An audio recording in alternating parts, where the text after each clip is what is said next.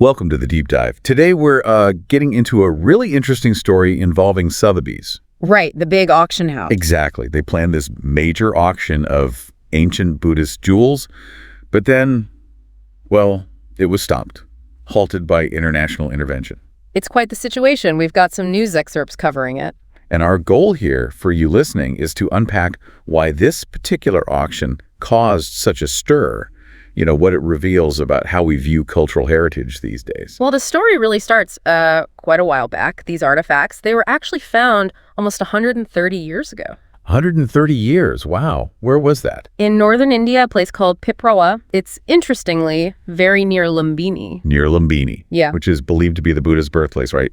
That adds a layer immediately. It definitely does. And the discovery itself, it wasn't accidental. It was a proper dig led by a British official, William Claxton Pepe. Okay, so Pepe finds these jewels, but Yeah. wasn't there something else, something even more significant? Yes, and this is absolutely crucial. Alongside these gems, these beautiful ancient jewels, they found bone fragments. A bone fragment.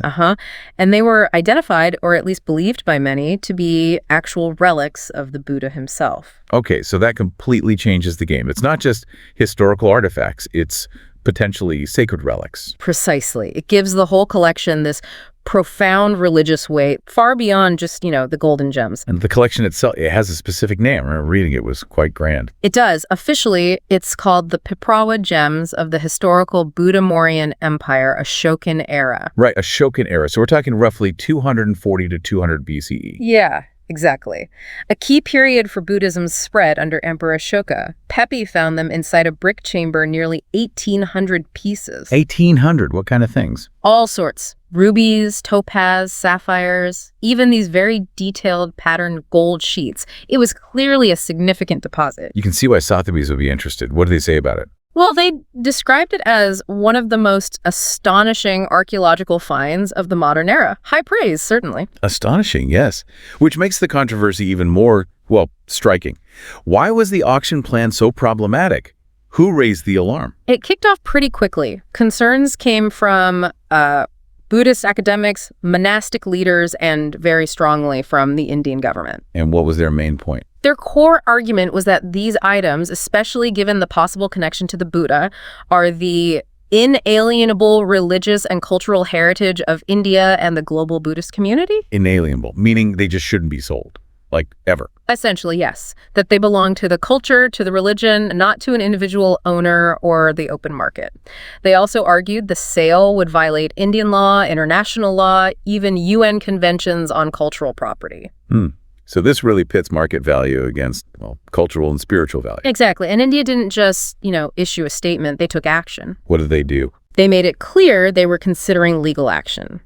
And they sent a high-level delegation. Officials flew to meet directly with Sotheby's. It was a serious diplomatic push. That's significant pressure. Yeah. How did Sotheby's react? Well, faced with that, and you have to assume the potential legal battle and the public relations aspect, they decided to postpone the auction. Postponed, not canceled outright. Postponed, yes. They stated it was with the agreement of the consignors, the people who were actually selling the items, and the listing just vanished from their website pretty quickly after that. Okay, so let's recap quickly for everyone. We have this incredible discovery nearly 130 years ago in India, potentially including relics of the Buddha. Fast forward to now, an auction is planned. India objects forcefully based on cultural and religious heritage. Citing national and international laws. Right. And Sotheby's hits pause on the sale. So what's the big takeaway here? What should we be thinking about? I think it really throws a spotlight on this intersection.